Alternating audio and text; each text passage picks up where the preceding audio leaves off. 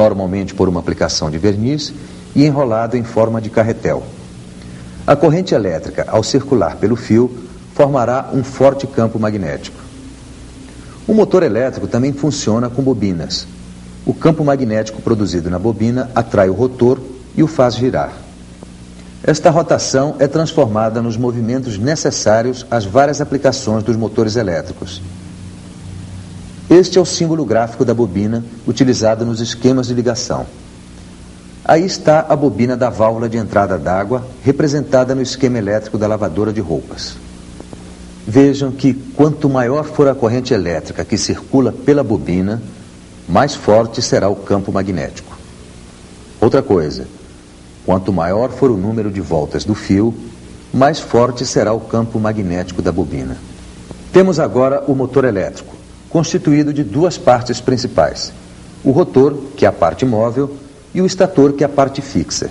Sua função é produzir movimento quando alimentado por corrente elétrica. Está presente em refrigeradores, lavadoras, condicionadores de ar, secadoras, fornos micro-ondas e demais eletrodomésticos desta natureza. Este é o rotor.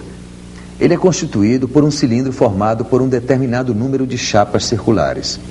No centro é fixado um eixo para que seu movimento seja transferido para fora do motor. Já o estator é formado por um conjunto de chapas metálicas contendo canais. Nesses canais são enroladas duas bobinas elétricas. Uma é a bobina de trabalho, a outra é a bobina auxiliar. Aqui está o símbolo gráfico do motor utilizado nos esquemas elétricos, como neste esquema de uma lavadora.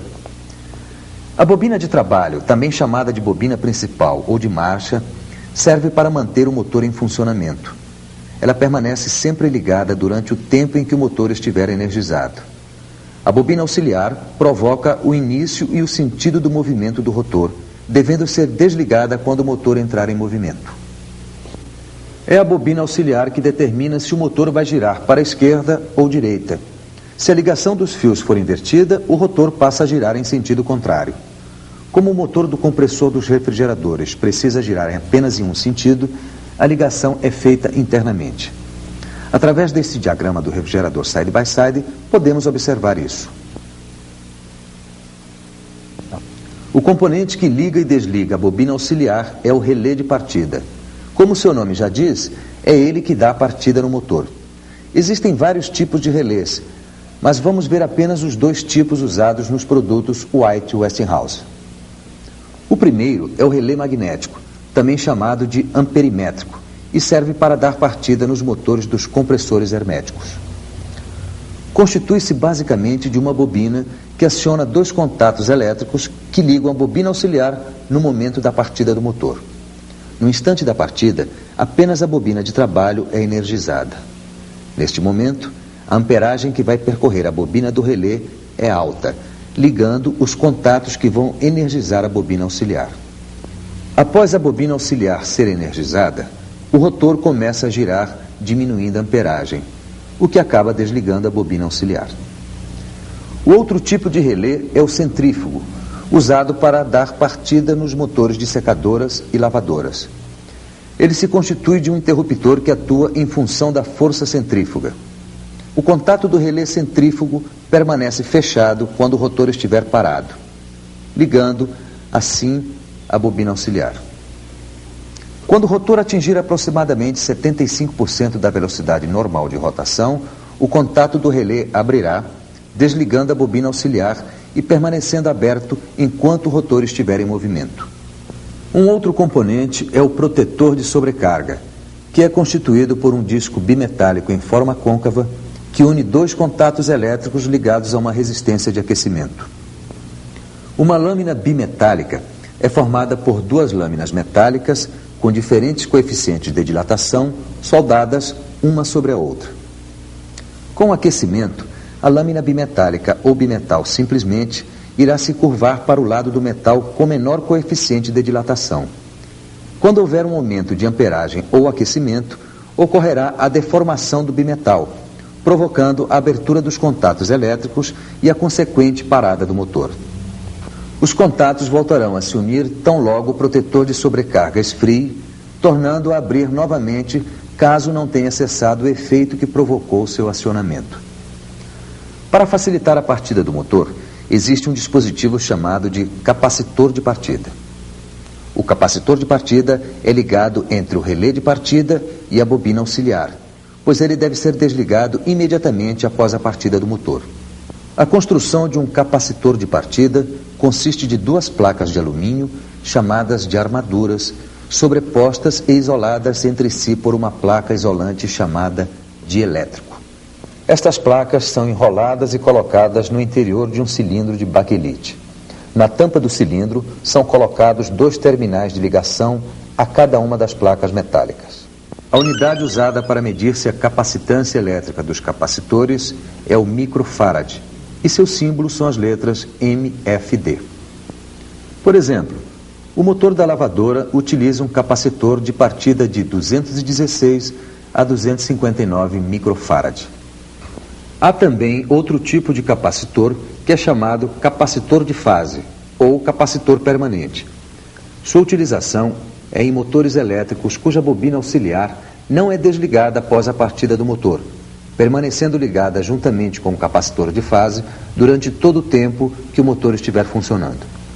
Motores desse tipo são utilizados nos condicionadores de ar. Vamos agora a um dos mais importantes dispositivos usados em refrigeração, o termostato.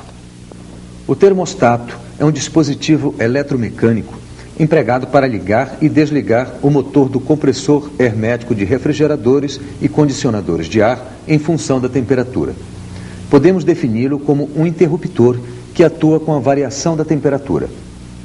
Ele é constituído de 3 partes básicas: os comandos térmico, mecânico e elétrico. O comando térmico é composto de um tubo capilar hermeticamente fechado. No interior desse tubo é colocado um gás que pode ser o R11 ou outro gás de propriedades semelhantes. Numa das extremidades desse tubo existe uma espécie de fole chamado diafragma, que, por intermédio da dilatação ou contração do R11, atua sobre o comando mecânico. O comando mecânico recebe a pressão do diafragma e, através de um sistema de alavanca, atua sobre o comando elétrico. O comando mecânico possui parafusos que permitem a regulagem das temperaturas de abertura e de fechamento do termostato. Quanto ao comando elétrico, ele nada mais é que um interruptor elétrico. Agora temos o timer, mais um dos dispositivos elétricos usados nos produtos White Westinghouse. O timer controla um ou mais interruptores elétricos em função do tempo.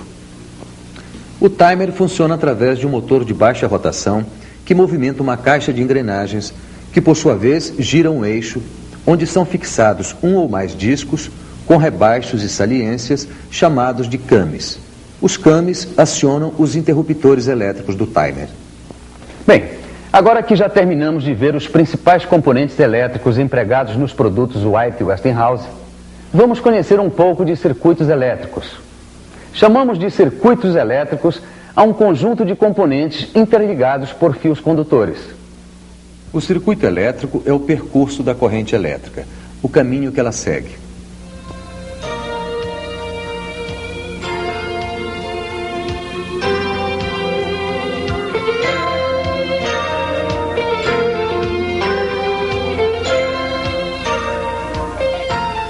Há 3 tipos de circuitos elétricos. O primeiro deles é o circuito em série. Neste circuito, os elementos são ligados um após outro, sendo que um elemento depende do outro. O circuito em série recebe o nome de circuito dependente, porque se qualquer um dos elementos for interrompido, os demais deixam de funcionar. Isto porque ele dispõe de apenas um caminho de passagem para a corrente elétrica. No circuito em série, o valor da amperagem é o mesmo para todos os elementos, mas o valor da voltagem é diferente para cada um deles. A resistência do circuito equivale à soma das resistências de cada componente, isto é, ao ligarmos vários componentes em série, a resistência total do conjunto é aumentada, diminuindo assim a amperagem. O circuito em paralelo é o segundo tipo. É o circuito em que todos os elementos são ligados um independente do outro.